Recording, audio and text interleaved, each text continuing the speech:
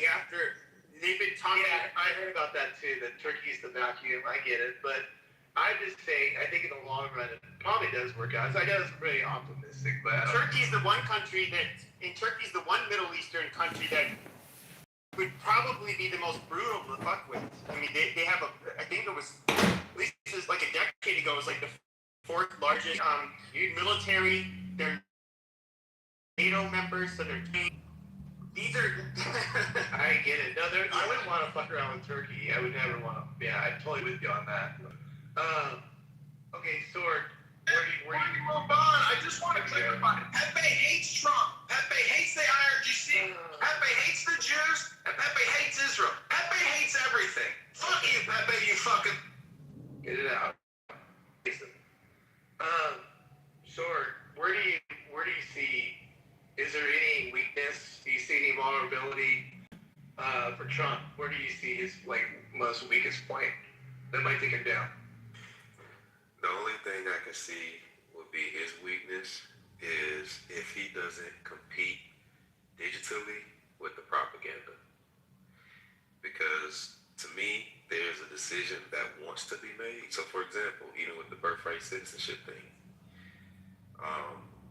they're already using propaganda as a way of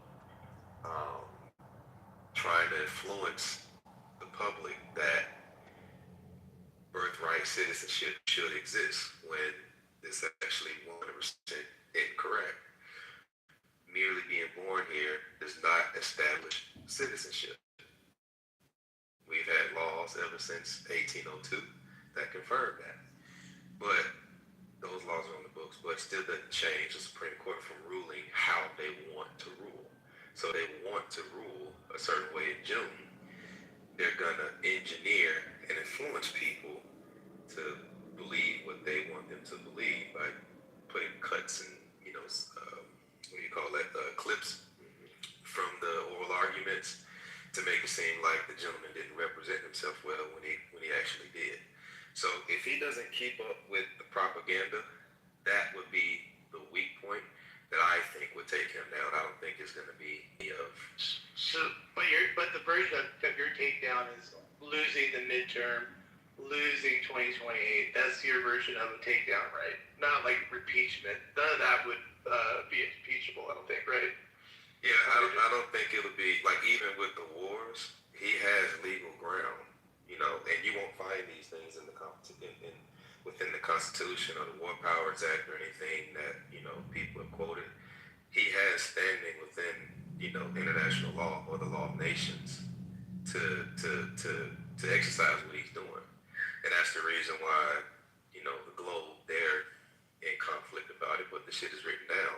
But do you think that they could is one thing that's really changed quite a bit since like 2016 or even 2020 is that especially since 2020 the viewership of legacy media like cable news and so forth has absolutely fucking tanked, and it's largely went online.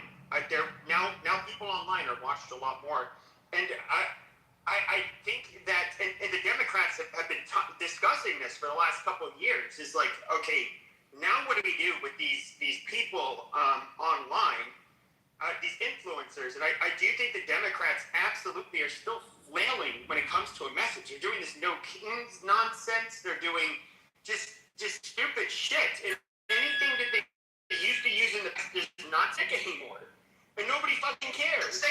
They still don't have power. They still don't win elections. All they do is complain about Trump, and that's enough. When you tickle the clit on the ear, that's all. Amazing. No, I think that's also largely worn off, because if you look at, okay, the first term that worked, right, and they had a lot of nonsense and bullshit that went with it, but he's somebody who we're going to have over 2 years left with Trump, and there's not going to be another term with him, and so going after Trump really doesn't. What is it going to do? They have to come up with a better, basically a vision or a strategy. They're too stupid for that. Well, see, That's what I'm learning. let me say this, Pepe, to what you just said. Here's what I think. I don't know if it will, but there's a possibility.